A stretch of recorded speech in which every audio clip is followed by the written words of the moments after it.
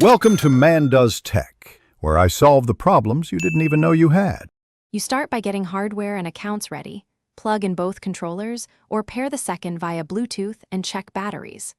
Once done, sign the main PSN profile in, then add a guest or a second local account for player 2 so you can join locally. Make sure Black Ops 6 is fully updated. If a patch installs, restart the Ps4 before proceeding. These steps avoid account drags and connection drops, and they let the game detect 2 inputs immediately. You now enter the game and select the mode that supports local split screen. Multiplayer or campaign both offer local play. Once the lobby appears, have player 2 press X on the second controller to join. The game prompts you to assign profiles and loadouts, so handle that now. Next, open settings to tweak split orientation and HUD scale.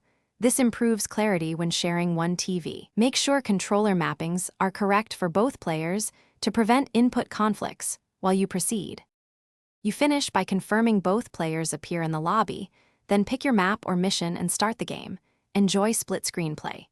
If you notice frame drops or stuttering, lower rendering scale, reduce resolution, or enable performance mode in settings.